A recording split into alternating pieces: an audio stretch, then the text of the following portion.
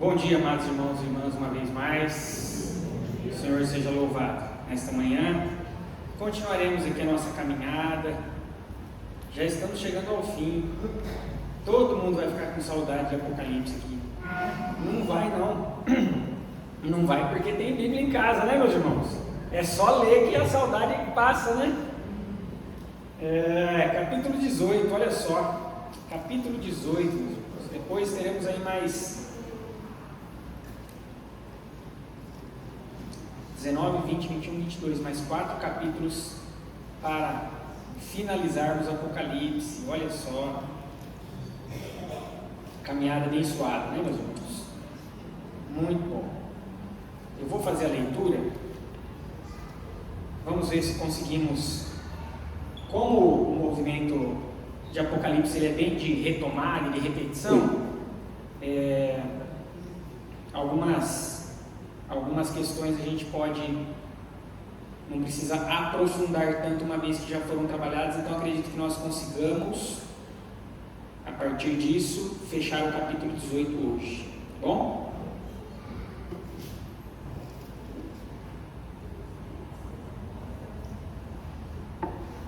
Lembrando uma vez mais, nós temos um grupo voltado para esses estudos, onde os materiais são ali colocados, e se houverem dúvidas a respeito de Apocalipse, lá serão postadas para que sejam respondidas. E se você ainda não faz parte, converse com o pastor para que seu nome seja colocado lá. Está acabando, mas esse grupo será da escola dominical. Então, quando iniciarmos outro estudo, será esse grupo que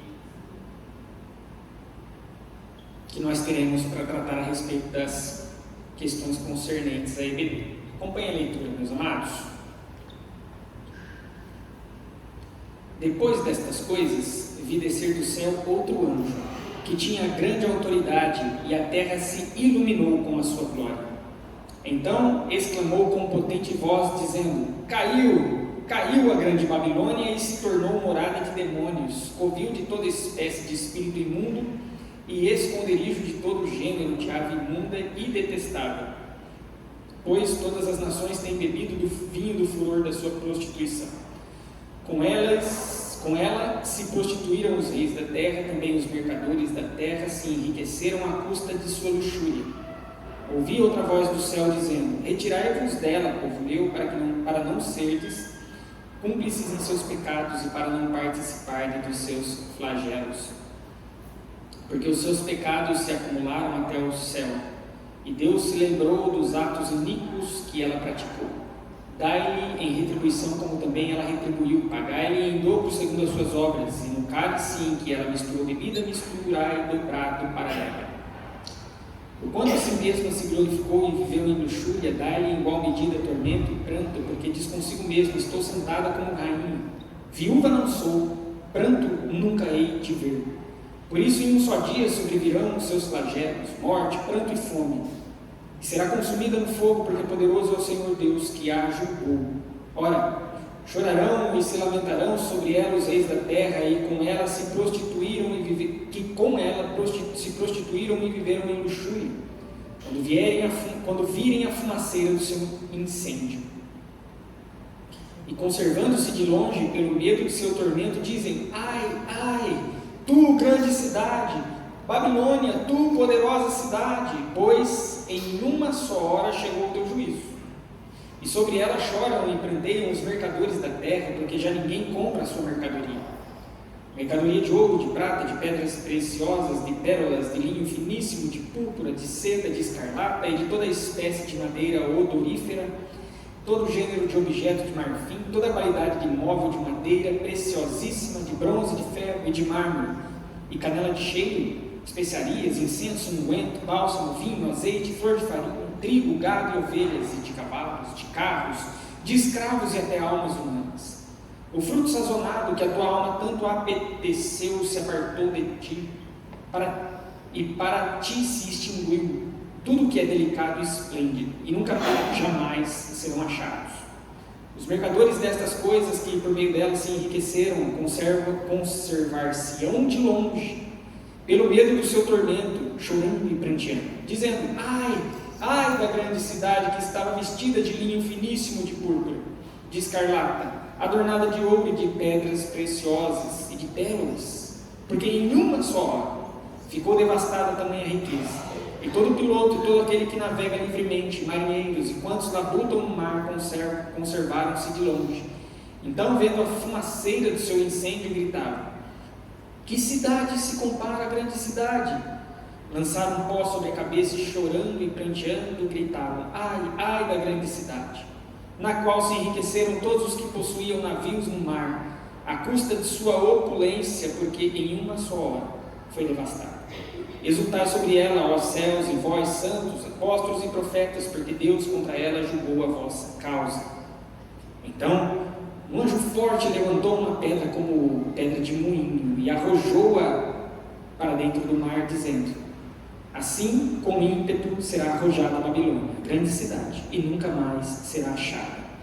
E voz de arpistas, de músicos, de tocadores de flautas, de clarins, jamais em ti se ouvirá. Nem artífice algum de qualquer arte jamais em ti se achará. E nunca jamais em ti se ouvirá o ruído da pedra de moinho. Também jamais em ti brilhará luz de candeia, nem voz de noivo ou de noiva, jamais em ti se ouvirá. Pois os teus mercadores foram os grandes da terra, porque todas as nações foram seduzidas pela tua feitiçaria. E nela se achou o sangue de profetas, de santos e de todos os que foram mortos sobre a terra. Louvado seja o Senhor pela sua palavra, amados irmãos e irmãs.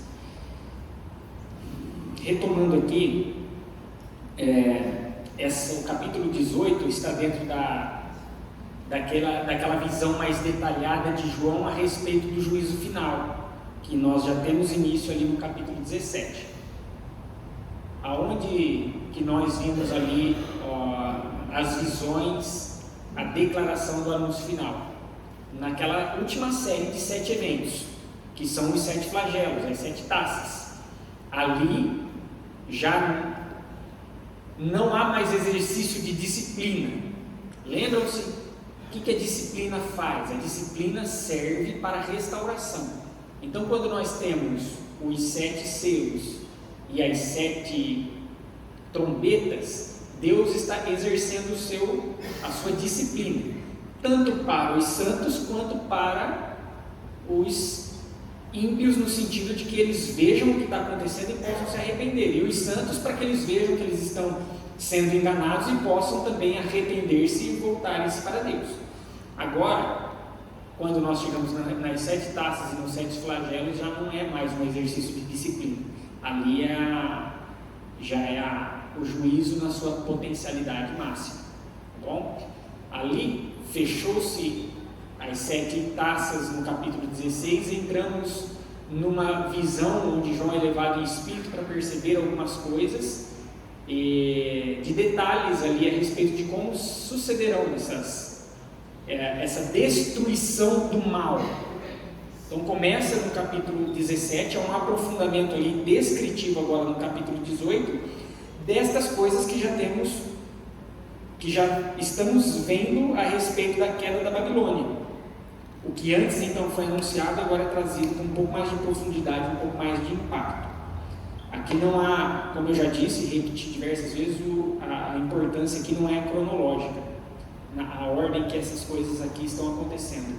Ele está mostrando que o mal tem o seu ponto final. Tá bom? Entramos ali nessa primeira parte do capítulo 18, onde outro anjo de grande autoridade desce. E aqui a gente, quando os anjos aparecem, os anjos vindos de Deus, é um grande contraste, porque quando se fala dos anjos malignos e do dragão, da onde que eles surgem?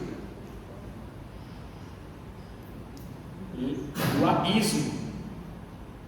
Mas os anjos de grande autoridade, ou seja, a autoridade que é dada por Deus, de onde que eles vêm? Dos céus. Então já há um grande contraste aqui de poder mesmo, porque aqueles que emergem do abismo, a autoridade deles é limitada até o ponto em que Deus permite. Lembra que Deus permite que eles façam algumas coisas e tudo mais?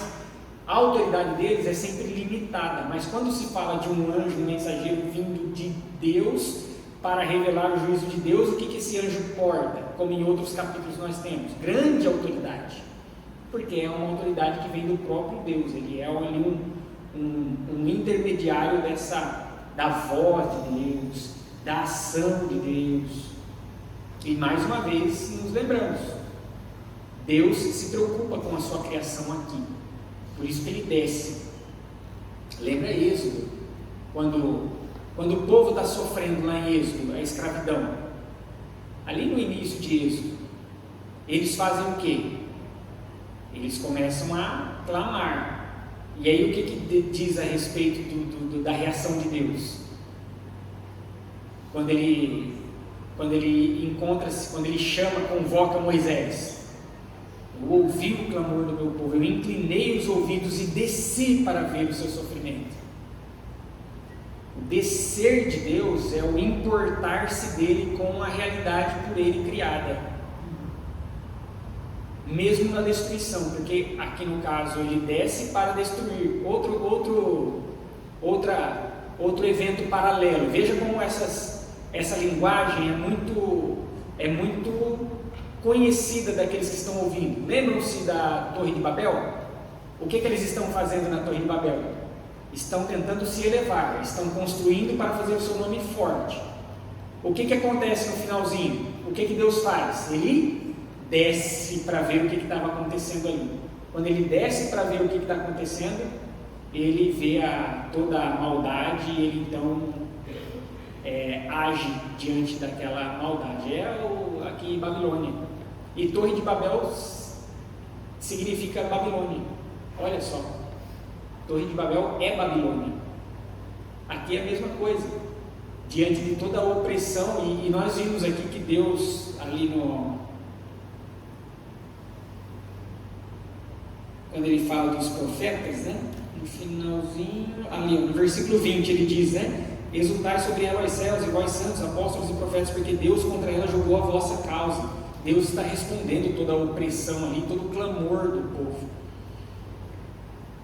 Deus desce ali, representado por aquele anjo com grande autoridade, que é a autoridade de Deus, e a terra ilumina-se com a sua glória. A totalidade, a glória de Deus no final de todos os tempos será percebida por todos os olhos, todos os joelhos se dobrarão, ainda aqueles que se rebelam contra ele serão prostrados diante dele, para que recebam ali e percebam que, embora eles não o reconhecessem como rei, ele sempre foi rei e sempre será. Tudo bem, meus irmãos? Até aqui? Tudo certo?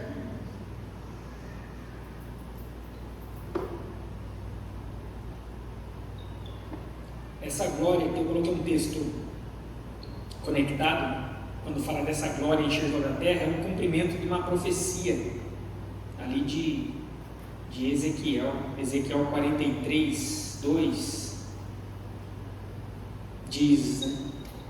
E eis que do caminho do Oriente vinha a glória do Deus de Israel, a sua voz era como o ruído de muitas águas, e a terra resplandeceu por causa da sua glória. Então veja que a palavra antiga lá no profeta Ezequiel vai ganhando o seu pleno cumprimento no ato do juízo final de Deus. E para que o nosso coração fique descansado, a quem é esse juízo condenatório? A quem é destinado o juízo condenatório? Podem falar sem medo, meus irmãos.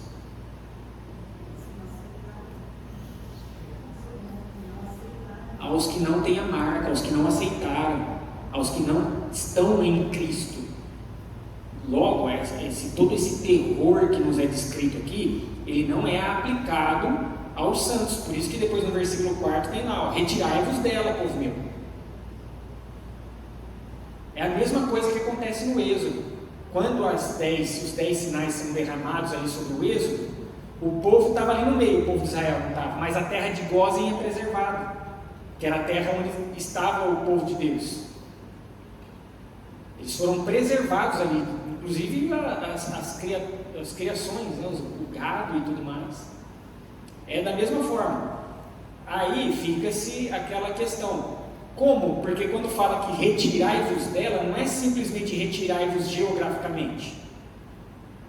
É mesmo estando ali, mas a sua fidelidade não está atrelada à Babilônia. É não compactuar com a sua luxúria, a sua prostituição, a sua devassidão. Tudo aquilo que a Babilônia oferece é não se dobrar diante dos sistemas humanos, pensando que sistemas humanos, sejam eles quaisquer que forem, possam ser alguma esperança que na verdade reside em Deus. Como que acontecerá? O povo vai estar junto aqui, vem esse juízo, mas o povo de Deus, mesmo que indiretamente não sofrerá, não, aqui não. Aqui não, aqui é uma preservação tal que os santos não serão tocados por qualquer tipo de destruição como essa. Tá? Como? Não sei, a gente tem que esperar chegar lá o dia para a gente descobrir. Mas que é certo o povo de Deus é separado neste momento, é um grande contraste, porque ele não é destruído, porque não compactua, se a fidelidade dele está em Cristo, não compactua com toda a sedução da Babilônia. Versículo 2: caiu a grande Babilônia. Veja que ela vai ser destruída, mas o termo aqui usado é no pretérito, o verbo usado é no pretérito, é no passado, caiu, mas ela cairá. E como ela caiu e cairá? É que na verdade aqui o juízo dela já está decretado. Por mais que acontecerá, ela já caiu. Ou seja, o mal já tem a sua destruição decretada. Ele já caiu. Ele ainda persiste aqui, cairá na forma, aí na cronologia a acontecer. Um tempo haverá, um tempo em que ele de fato será exterminado. Mas o seu juízo já foi decretado. Satanás já está derrotado. O mal já tem o ponto final. É por isso que não nos abalamos de maneira a perder completamente as nossas esperanças diante de qualquer expressão de causa e destruição que nós percebamos. Porque a esperança já é o decreto para os que são dele, de Deus, do Cordeiro. Porque ele já venceu. Ele toma o livro da mão de Deus lá no início, de selos para abrir os selos, porque ele já venceu. Tá? Caiu a grande Babilônia, se tornou morada de demônios, covil de toda espécie de espírito imundo, esconderijo de todo gênero de ave imunda e detestável. Desolada. Ela se torna morada daquilo que é o mais que existe de desprezível. E veja que as coisas são repetidas para mostrar tal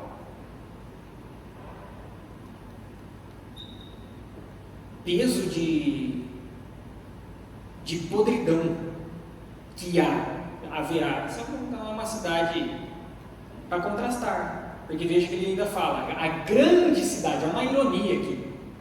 Apocalipse é cheio de ironias. A grande cidade, quando você pensa em grande, é imponente, jubilosa, majestosa. A grande cidade se tornou como o quê? Covil de demônios. É um lugar para que aves imundas, carniceiras, possam alimentar-se e encher-se de satisfação. E aí vai dizer a razão. Capítulo 17 e 18 fala bem como o 16, fala do anúncio da condenação da Babilônia. Mas quando nós chegamos no capítulo 18, ele vai falando, ele anuncia e ele sempre vai trazendo as razões. Vai acontecer isso por causa disso, vai acontecer isso por causa disso. É uma tônica aqui no capítulo 18, a gente vai perceber o que mostra isso, que o juízo, a condenação é um ato de qual atributo do Senhor? Assim, especificamente, é lógico que Deus não reparte os seus atributos e diz, eu vou usar o amor para isso aqui, eu vou usar a santidade para isso aqui. É lógico que não, mas para que a gente possa entender aqui de maneira didática o que Deus está exercendo nesse ato do juízo final. É quando Ele mostra o que vai acontecer e Ele fala a razão pela qual ou por meio da qual isso acontece. Justiça. Ó, vocês estão afiados. Nossa, meu ouvido até deu um zunidinho aqui. Justiça, ou seja, os que sofrerão dessa destruição estão sofrendo de algo justo ou injusto? Justo. Por isso que não cabe olharmos para a condenação, o ato final onde Deus executa esse juízo e Ele vai ali dar os caminhos e o destino adequado para os ímpios, os que rejeitaram a Ele, e dizer que Ele é injusto porque Ele está condenando pessoas.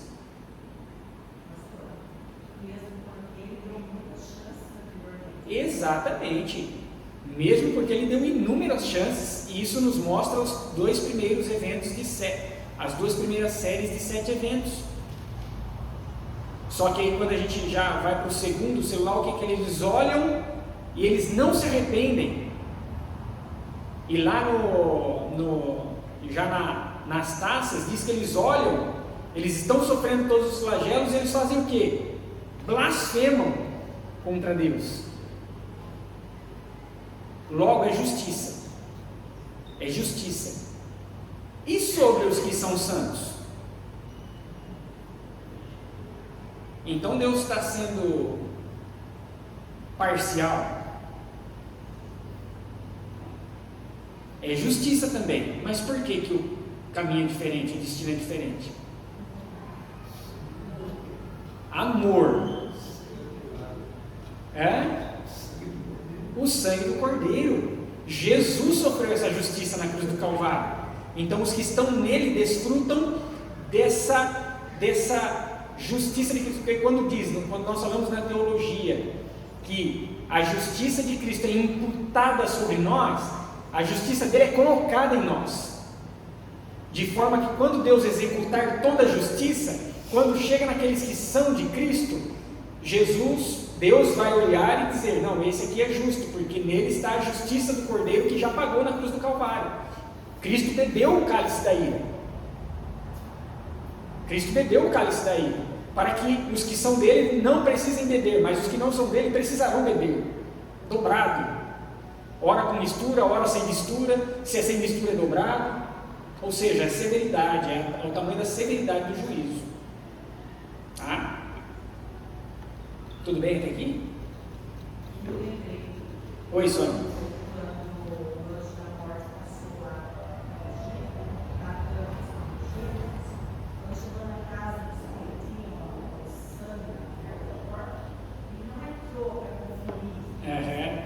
Isso. Isso. Aquele sangue do Cordeiro prefigurava e apontava para o sangue de Cristo. E isso por aquele sangue. Exatamente. Aqueles eram justos porque o sangue estava ali. Quando nós olhamos da mesma forma, quando o anjo da destruição vier com voz potente, aqueles que têm o sangue de Cristo nas vergas dos seus corações, nos batentes dos seus corações, não serão alcançados por ele. Cai a grande cidade. O mal cai, gente, o mal cai. Tá? Há uma profecia ali em Isaías também. Isaías capítulo 21. Oi? Foi. Por isso que ele é a primícia dos que dormem. Exatamente. 21:9. Eis agora vem uma tropa de homens, cavaleiros, de 2 a 2. Então ergueu ele a voz e disse: Caiu Babilônia, e todas as imagens de escultura dos seus deuses jazem despedaçadas por terra. várias expressões de Babilônia vão surgir ao longo da história. Surgiram, surgem e continuarão surgindo até que Cristo volte e ali seja decretado de uma vez por todas essa destruição da Babilônia. Então veja que se mostra ali o que vai acontecer e a razão pela qual acontece. No versículo 4 diz para que os santos se retirem dali, ou seja, não compactuem. E aqui é claro, não é geograficamente, não a oração sacerdotal de Cristo Jesus, não peço que os tirem do mundo, mas que os livre do mal. É exatamente isso. Livrar do mal é livrar com que a nossa fidelidade seja colocada em outro que não Deus. Isso é ser tomado pelo mal. E estar no mundo é estar na Babilônia. Mundo lá, quando na oração sacerdotal, bem como ali no contexto, especialmente do Evangelho de João, é todo o sistema que é oposição ao sistema divino.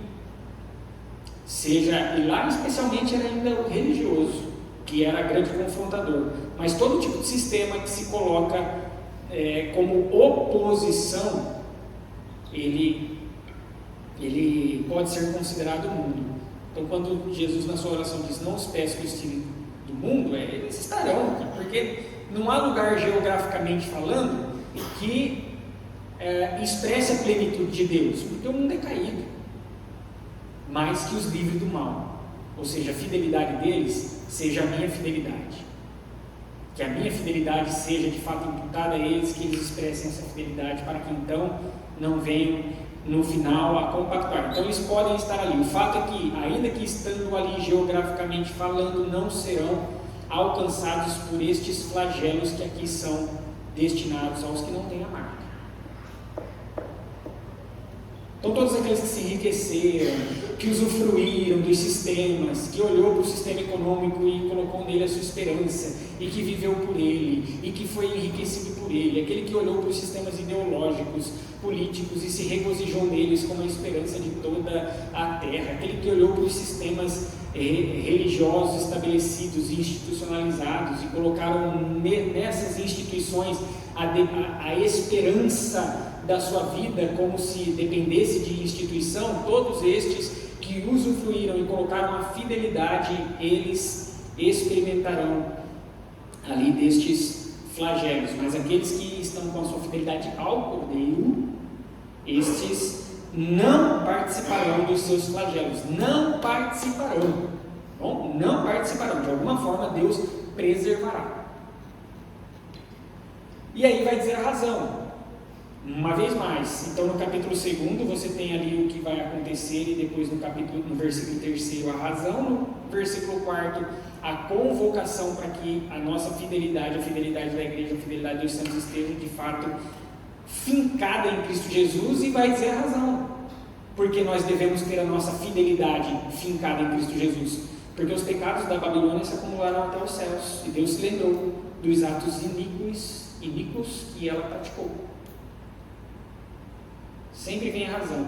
E aí o versículo 6 fala da lei da retribuição que havia inclusive no primeiro século também, a lei da retribuição, e fala que de fato todo esse juízo que está vindo é em retribuição àquilo que eles cometeram. Então nós temos um padrão aqui. Fala-se da queda, da destruição, fala-se a razão pela qual, e essa razão aponta para algo justo, uma retribuição. Fizeram, então receberão. Toda condenação é por mérito humano. Agora, a salvação é por mérito de Cristo. Humano, mas do humano. Não da humanidade, mas do humano. Cristo Jesus. E ali é graça, né? Então quando nós falamos, Deus salva, Ele está sendo justo, em certa medida mas para nós Deus está sendo altamente gracioso, porque nós recebemos algo que não era merecido. Então é graciosidade ao ponto em que para os que são expelidos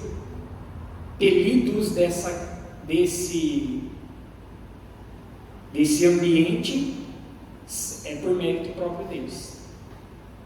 Então, se a gente for depender de mérito, meus irmãos nossos, há um caminho apenas. Pela graça sois salvos. Isso não vem de vós. É dom de Deus para que ninguém se glorie. Não vem de obras. Nossa. Vem da obra do Cordeiro. Versículo 5, então, fala dessa, 5 e 6, dessa retribuição, dessa justiça que eles estão recebendo. E aí vai continuar falando, porque ela se glorificou, ela se colocou vivendo em luxúria. Então, os sistemas humanos, eles, aqui, na verdade, os sistemas, e aqui a gente pode olhar para os impérios, porque quando surgem os impérios, eles se colocam como aqueles indestrutíveis, não é? Roma foi um dos maiores, né? Roma foi um dos maiores, se não o maior. Eles se colocam como indestrutíveis. E de fato você tem lá, olha lá, viúva não sou, pranto não hei de ver. No versículo 7, estou sentada como rainha. Os impérios, os sistemas humanos, eles se colocam como a esperança, dizendo, ninguém me abala. A viuvez aqui dentro do primeiro século era algo difícil, era algo vergonhoso, tanto para a perspectiva judaica numa certa questão, quanto para o contexto romano também. É por isso que, por exemplo, quando a gente olha para o Antigo Testamento, nós temos leis que visam acolher viúvas, órfãos, estrangeiros, que são pessoas de vulnerabilidade potencializada, que deveriam ser cuidados por aqueles que tinham condições de dar essa guarida. O que quer dizer logo, então, quando ela revela, viúva não sou? Eu não enfrento vergonha, eu não sou vulnerável, eu sou dependente de mim mesmo, eu sou independente. O meu poder é suficiente para que por mim eu atravesse. Os impérios, os sistemas humanos, eles se levantam e eles se colocam como esses movimentos indestrutíveis. Mas cai. Bom, e isso reflete lá, deixa eu só ver aqui, também um mesmo olhar lá para o Antigo Testamento.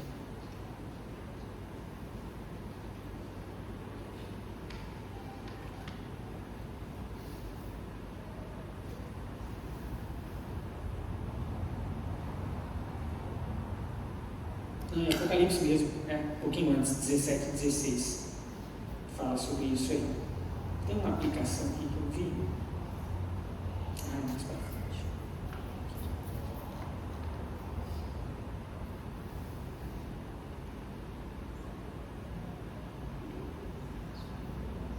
Tudo bem até aqui? Veja que, voltando um pouquinho, só para trazer uma aplicação aqui do versículo 3, quando fala para se retirar, tem algo relevante aqui para nós. Versículo 4, né? 4 também. 3, 4, 5, quando fala ali das razões pelas quais ela tem sido condenada, né? A Babilônia, fala dos mercadores que se enriqueceram à custa de toda essa luxúria, né? Aqueles que colocam ali a sua esperança não na prosperidade, a sua esperança no sucesso humano, pura e simplesmente. Veja se não são os mesmos movimentos que nós temos hoje, não apenas hoje com uma nova roupagem, obviamente, mas, por exemplo, dentro de algumas instituições religiosas que focam na questão da teologia da prosperidade. Hoje, antigamente era um pouco diferente, né? Hoje ela é mais travestida como um apelo coach. O que a teologia da prosperidade com as roupas do coach tentam fazer? Mostrar que a pessoa ela tem que conseguir o sucesso a todo e qualquer custo, e que nela ela encontra essa força para conseguir o sucesso, e isso e aquilo, e que ela vai deslanchar, e que ela vai enriquecer, e que ela vai encontrar os passos para a plena alegria. para a plena satisfação. Veja, dentro dos movimentos religiosos. Por isso que, inclusive, sistemas religiosos podem ser a Babilônia. A gente tem que ficar de olho muito aberto, tá? O nosso coração, primeiramente falando, para em nós, olhos abertos para nós e em nós, para que possamos perceber aonde está a nossa fidelidade, mas também ali depois olhando tanto para os sistemas religiosos, sistemas econômicos, sistemas políticos e por aí vai, sistemas imperiais e por aí vai.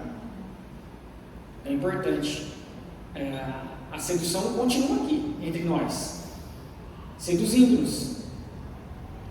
A quem nós colocamos a nossa fidelidade? Diante de quem? Diante dessa promessa ou diante da promessa?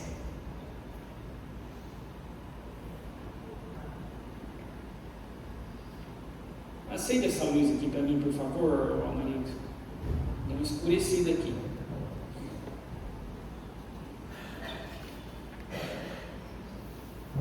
Tudo bem? Aí nós vamos. E olha só, eu gostaria de destacar algo para que não deixássemos passar. Nós temos uma expressão que ela é repetida 3 vezes de maneira idêntica e uma vez com uma vertente um pouco diferente, mas é paralela. Quando no versículo 8 diz ali, um só dia, reparem ali, ó, por isso, em um só dia sobrevirão os flagelos e tudo mais. Versículo 10, no finalzinho, pois em uma hora só chegou o seu juízo. Depois, versículo 17, porque em uma hora só ficou devastada. Versículo 19, no finalzinho, porque em uma só hora foi devastada. O que significa isso, meus irmãos? O que nos remete a essa realidade? Um só dia, uma só hora, uma só hora, uma só hora. O Geraldo já tinha falado isso aí alguns domingos atrás, lá. Lembra, Geraldo?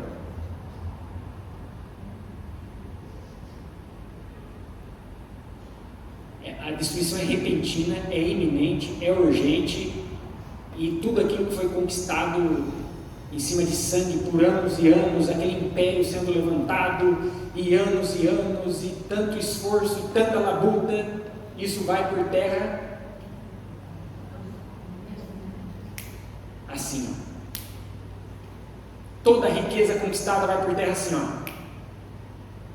Toda luxúria, todo prazer desfrutado por aquilo que essa sedução ofereceu vai por terra assim, ó. Não vale a pena nós entregarmos as nossas vidas a isso, porque no final a gente passa feito isso aqui. Agora, aqueles que estão em Cristo desfrutarão de riquezas incontáveis, incalculáveis, de benefícios inigualáveis, que não é matéria, ou melhor, não são materiais e recursos nesse sentido, é matéria, é o corpo, é a presença de Cristo.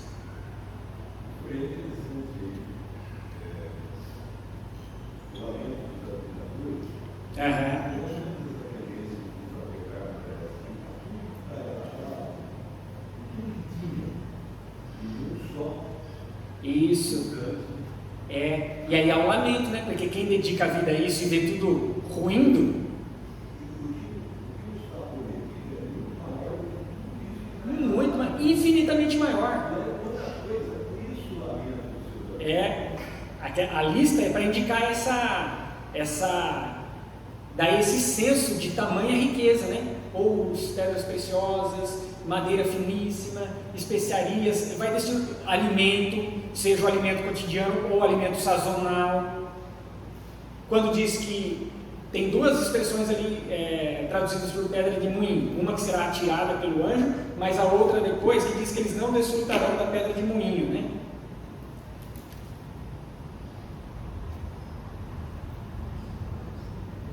Versículo 22, em ti se ouvirá o ruído e jamais em ti se ouvirá o ruído de pedra de moinho. A pedra de moinho era usada para o processo de produção de alimento. Acabará tudo, é devastado. É devastado. E é assim, ó.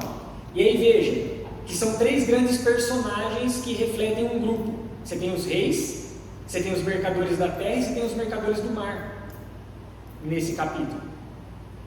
Ou seja, é todo aquele tipo, é para colocar totalidade. É o poder, a autoridade política, militar na figura dos reis, mas, e religioso, obviamente falando também, mas também, por exemplo, por isso que a gente fala do sistema econômico.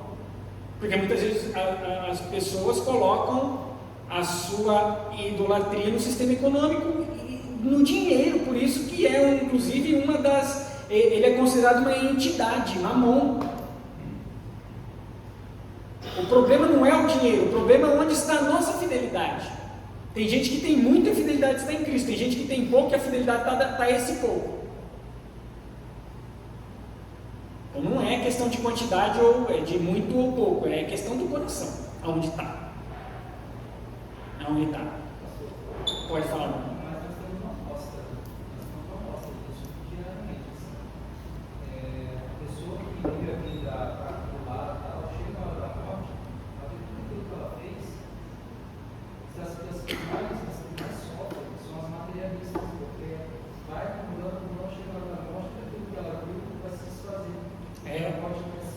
É o livro de Eclesiastes purinho, né? É. E assim, pode ver, qualquer um de nós aqui, se nós morremos hoje, daqui um mês, pouco a gente vai lembrar da em alguns anos a gente será completamente esquecido. E como dizem, né?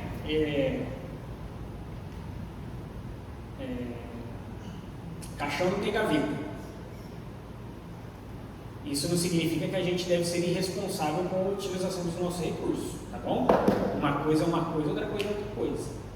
É questão de fidelidade. Tá? A gente é fiel com os nossos recursos, utilizando-os de maneira abençoadora para com a nossa família, para com a nossa igreja, para com a igreja no sentido de pessoas que estão ao nosso redor. Tá bom? Quando nós temos essas figuras, e você vai ver que quando fala dos reis, eles gritam ai, ai, e se colocam ao longe. Eles não querem sofrer a consequência daquela fumaceira do incêndio. Quando fala dos mercadores da terra, o que repete? Ai, ai, e eles se colocam de longe. Quando diz dos mercadores do mar, eles gritam ai, ai, e se colocam de longe. Porque eles não querem participar daquilo, mas não tem jeito. Aqui já não tem mais jeito. A fumaceira vai alcançar. A devastação vai chegar.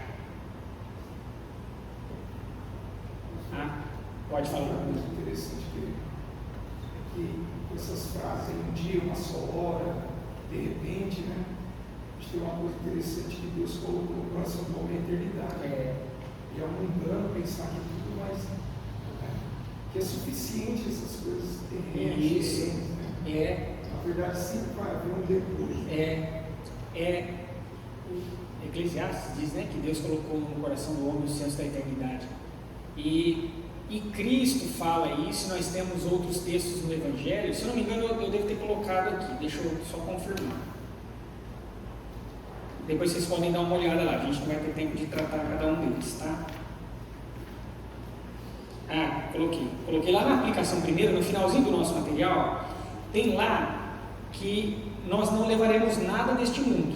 Então a riqueza deste mundo a gente não leva, as promessas de segurança a gente não leva, os prazeres a gente não leva. Então se nós temos isso como fim principal da nossa existência, em uma hora só isso será levado embora. Mas existem coisas que nós fazemos aqui, agora e já, que redundam em bênçãos eternas. Redundam em bênçãos eternas. Jesus, quando os discípulos vão questionar, depois que ele conversa com a mulher samaritana, ele diz, os campos estão branquinhos, vocês precisam se movimentar, né? Porque um colhe, o outro planta, e aquele que colhe já, eles desfrutam de frutos para a eternidade. Existem coisas que nós fazemos aqui, meus irmãos, que são bênçãos eternas, são presentes eternos. Isso continuará. Agora, só que isso são presentes eternos dentro da perspectiva do que é a eternidade proposta em Cristo Jesus, na Trindade, Deus Pai, Filho e Espírito Santo. Tá? Mas não nas coisas que os sistemas humanos oferecem. Isso cai em uma hora. Logo, é fidelidade. Não tem problema a pessoa ter recursos, ser uma pessoa próspera nesse sentido, materialmente falando, se o coração dela é de Cristo. Nenhum problema. Absolutamente não, porque certamente se o coração dela está em Cristo, ela usará isso para ser abençoador. Não é quantidade de, não é mais ou menos, é coração. Coração. Então veja que fala dessa iminência, que é aquilo que nós falamos, que Jesus vem como um ladrão ali, e aquele que não vigiou vai ser pego em sua vergonha, em sua nudez. Mas Jesus não vem como ladrão para nós? Não nesse sentido. Ele vem como ladrão no sentido que nós nunca saberemos quando acontecerá. Mas aqueles que têm na sua lamparina o azeite, não serão pegos em sua vergonha. Tá? Então ele vem de surpresa para todos, mas para aqueles que visam depender de si mesmos, serão pegos na vergonha, na sua própria destruição. Aí tem esses grupos dos reis que dominaram as nações, que entregaram a fidelidade deles à Babilônia, dos mercadores da terra, mercadores do mar, é para englobar. E veja que às vezes nós pensamos que são só pessoas poderosas, né? Os mercadores do mar, da terra, mas não, mas são aqueles que usufruem desses benefícios como se eles também fossem a esperança, mesmo sendo pobre, mesmo não tendo poder, porque antes em Apocalipse, quando vai falar lá se não me engano, ou é no selo ou nas trombetas, o finalzinho ali que vai dizer que o céu cai, as ilhas fogem e tudo mais, aí vai dizer lá, é senhor, é escravo, é homem, é mulher, é grande, é pequeno, não tem, tá? Não tem essa. Aqui é para dizer da completude de toda a segurança, daqueles que ofereciam segurança, proteção, ruim, em uma hora. E da mesma forma, isso vai ser colocado ali a razão disso tudo. É pelo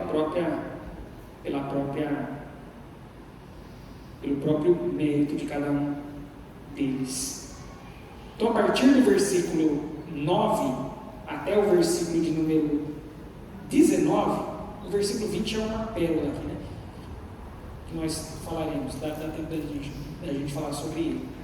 Do 9 até o 19 é esse lamento desses grupos, dos reis e dos mercadores, os lamentos entoados na Babilônia. Eles querem se colocar ao longe, mas não dá para fugir da condenação que já está nos encalços, não tem jeito. E ali toda aquela lista é para indicar de tudo que esses sistemas oferecem, é para não deixar nada de fora, seja de enfeites, seja de essências, seja de alimento, tá? Nada. Fala de todo esse aspecto aí destrutivo e a razão. Aí chega no versículo 20. Versículo 20 diz: exultai sobre ela, vós céus e vós, santos, apóstolos e profetas. Uau! Mas é uma destruição, é um terror, a gente tem que exultar na destruição e no terror? Aqui sim, porque aqui a gente exulta no pleno estabelecimento da justiça de Deus, onde nada mais haverá de desordem aos santos, aos profetas, aos apóstolos.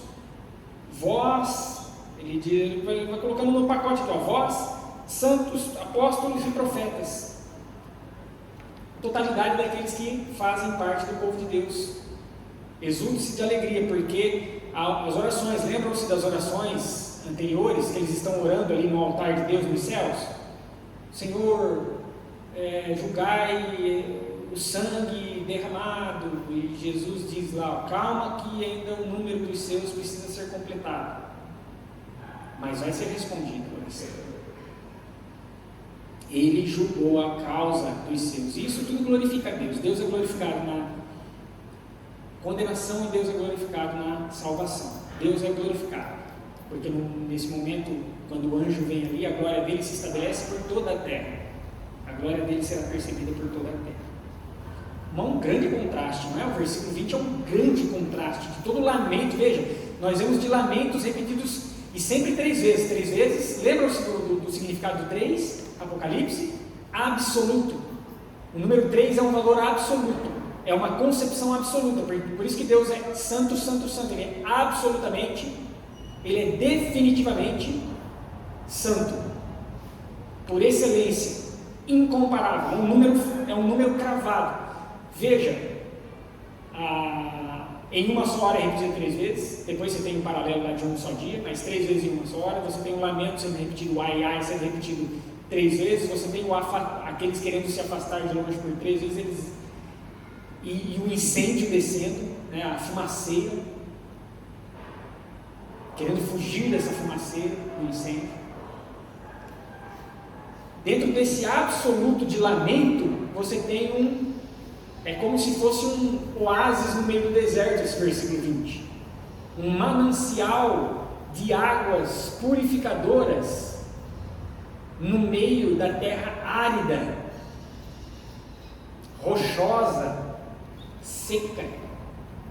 Exultais, vós, santos, profetas, apóstolos, porque Deus contra ela, contra a Babilônia, contra o mal. Babilônia que é Roma, mas a Babilônia já tinha sido Egito, já tinha sido, não em termos de, lógico, quando a gente olha para o Antigo Testamento, olhamos em termos de etnia, né? Egito, persa, medo-persa, assírio, sírio, babilônico propriamente dito. A Babilônia foi o pior deles, a Babilônia foi o pior, é por isso que todos os impérios que surgem são nomeados como Babilônia, porque ele foi o mais terrível. Mas sistemas humanos, né? Que surgem, continuarão a surgir. Do versículo 21 ao 24, diz lá então o definitivo anúncio da destruição de fato.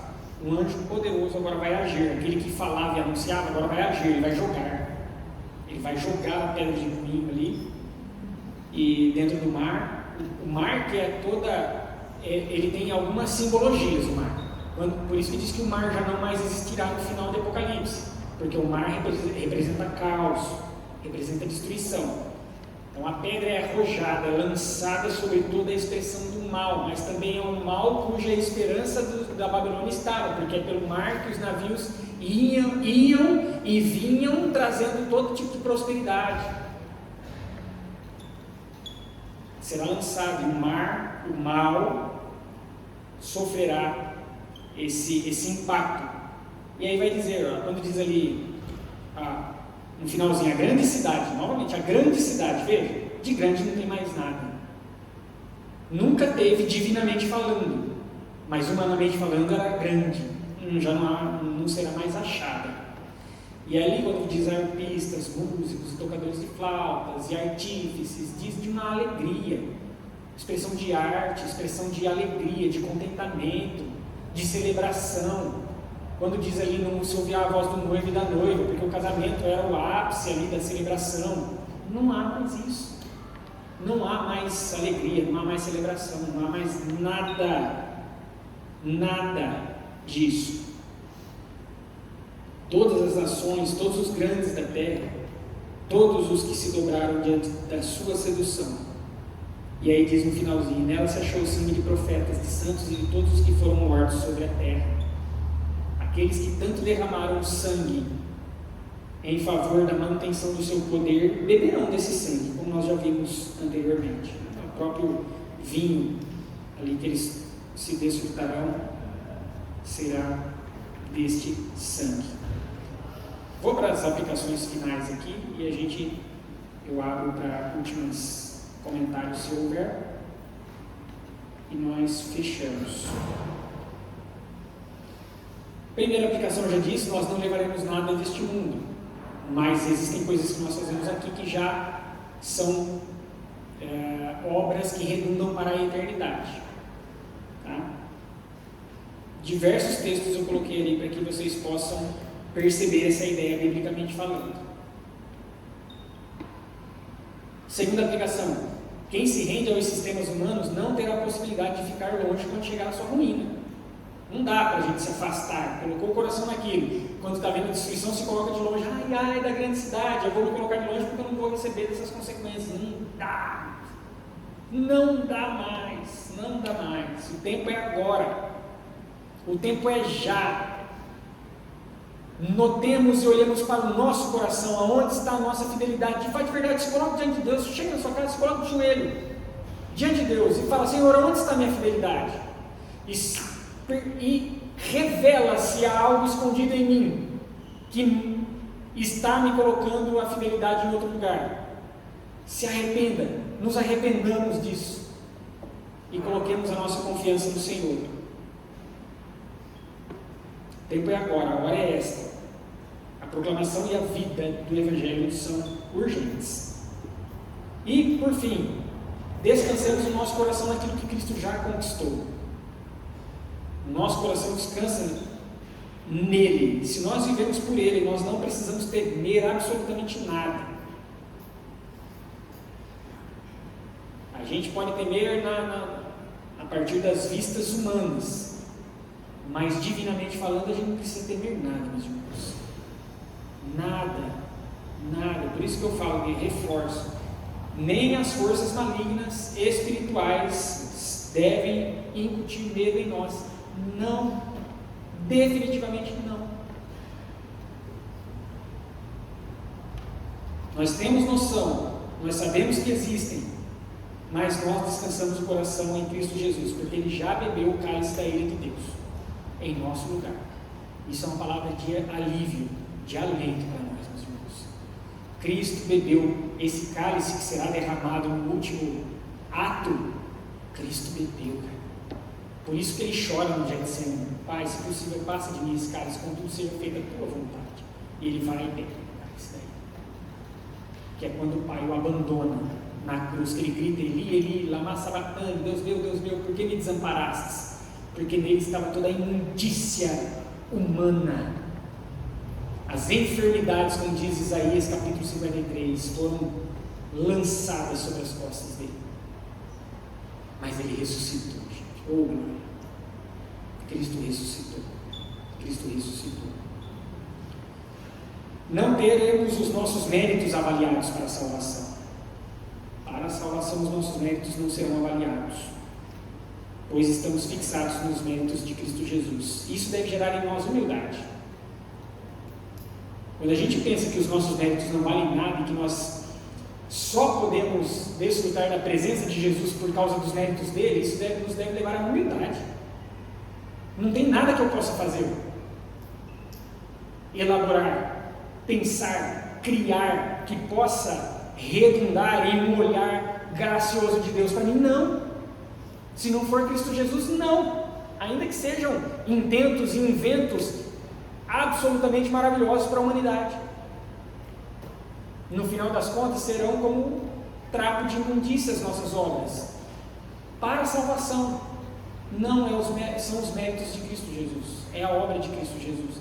Isso nos deve levar à humildade e à gratidão.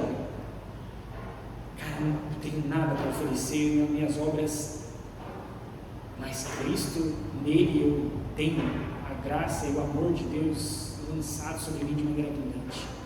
Gratidão. E não soberba. Soberba é uma característica da Babilônia. Sou viúva, não sou viúva, pranto não hei de ver, estou sentada como rainha. Isso é soberba.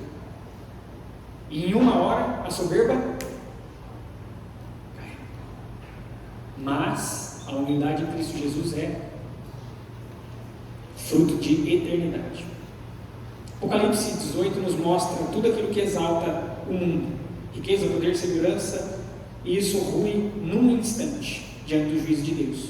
Aquilo que parece sólido, firmado, cristalizado, fundamentado é passageiro, mas o que está em Cristo e aquele que está em Cristo permanece para sempre, porque Cristo é eterno, e se nele estamos, nele permanecemos, não olhando os benefícios que ele pode nos gerar, mas olhando para a própria presença dele. Se Cristo dissesse assim: você virá comigo, mas não vai ser para o paraíso, vai ser para o inferno, a gente iria? Eu iria, porque Cristo está lá. A nossa esperança não é naquilo que a gente vai receber no final, em termos de paraíso. Isso acontecerá, mas o importante é Cristo. Lutero diz que um céu sem Cristo é uma masmorra, e uma masmorra com Cristo é o céu e o paraíso. Se Cristo estiver no inferno, lá não vai ser inferno da maneira como nós o percebemos, vai ser paraíso, gente. E se a gente for para o céu sem Cristo Jesus, lá não vai ser paraíso, lá vai ser inferno. A gente está com Cristo onde quer que Ele esteja. Esse é o nosso desejo. Que seja o nosso desejo, porque Ele é o que há de mais importante. Bem, meus irmãos, alguma comentário, pergunta? Deixa eu desligar aqui para que a gente tenha aí um tempo de conversa.